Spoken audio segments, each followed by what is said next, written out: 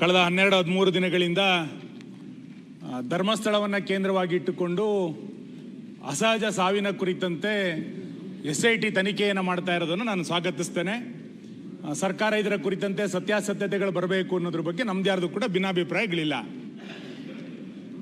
ಆದರೆ ತನಿಖೆಯ ನೆಪದಲ್ಲಿ ಹಿಂದೂ ಧಾರ್ಮಿಕ ಕ್ಷೇತ್ರಗಳನ್ನು ಅವಹೇಳನ ಮಾಡುವಂಥ ಪ್ರಕ್ರಿಯೆಗಳು ನಿರಂತರವಾಗಿ ಕಳೆದ ಕೆಲವು ದಿನಗಳಿಂದ ನಡೀತಾನೆ ಬಂದಿದೆ.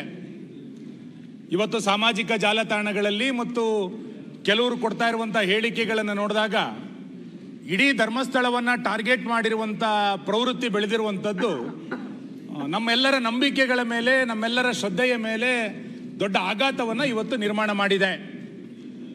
ಆರಂಭದಲ್ಲಿ ಅನಾಮಿಕ 5 ಗುಂಡಿ, 6 ಗುಂಡಿ, 10 ಗುಂಡಿ, 13 ಗುಂಡಿ ಅಂತ ಹೇಳಿ ಇವತ್ತು 15-16 ಗುಂಡಿಗಳನ್ನು ತೆಗೆದರೂ ಕೂಡ ಏನೂ ಸಿಕ್ಕಿಲ್ಲ ಅನ್ನುವಂಥದ್ದು ಮೇಲ್ನೋಟಕ್ಕೆ ಗೊತ್ತಾಗಿದೆ.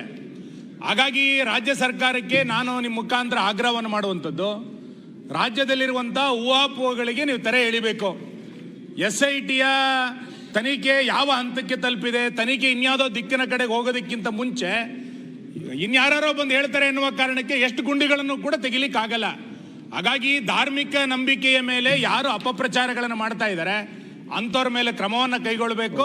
ಧರ್ಮಸ್ಥಳದ ಪಾವಿತ್ರ್ಯತೆಯನ್ನು ಕಾಪಾಡಲಿಕ್ಕೆ ಸರ್ಕಾರ ಎಚ್ಚರಿಕೆಯನ್ನ ಕ್ರಮವನ್ನು ಕೈಗೊಳ್ಳಬೇಕು ಅನ್ನುವಂಥ ಹಿನ್ನೆಲೆಯಿಂದ ಈ ತನಿಖೆ ಎಲ್ಲಿಯ ತನಕ ಬಂದಿದೆ ಅನ್ನುವಂಥದ್ದನ್ನ ಮಾನ್ಯ ಗೃಹ ಸಚಿವರು ತಕ್ಷಣ ಒಂದು ಹೇಳಿಕೆಯನ್ನು ಬಿಡುಗಡೆ ಮಾಡಬೇಕು ಅಂತೇಳಿ ನಾನು ಸರ್ಕಾರವನ್ನು ಆಗ್ರಹಿಸ್ತೇನೆ.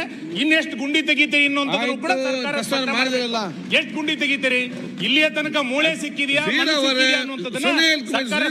ನಾನು ಹೇಳಿದ್ದೆ, ನಾನು ಡೀಟೇಲ್ ಚರ್ಚೆ ಕೊಡ್ತೇನೆ ಅಂತೇಳಿ ಈಗಲೇ ಅರ್ಜೆಂಟ್ 1 ನಿಮಿಷ ಅಂತ ಹೇಳ್ತೀರಿ. ಈಗ ಮಾನ್ಯ ಅಧ್ಯಕ್ಷರೇ,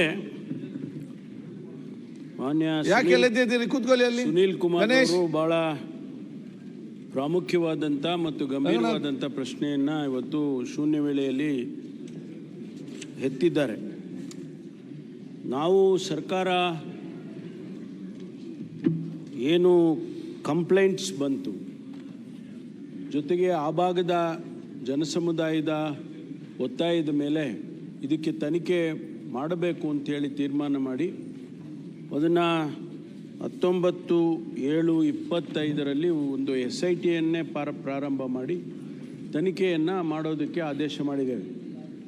ಈ ತನಿಖೆ ನಡೀತಾ ಇದೆ, ತನಿಖೆ ಪೂರ್ಣ ಆಗಬೇಕು, ಅದಕ್ಕೂ ಒಂದು ಕಾಲಮಿತಿನೂ ಕೂಡ ಇರುತ್ತೆ.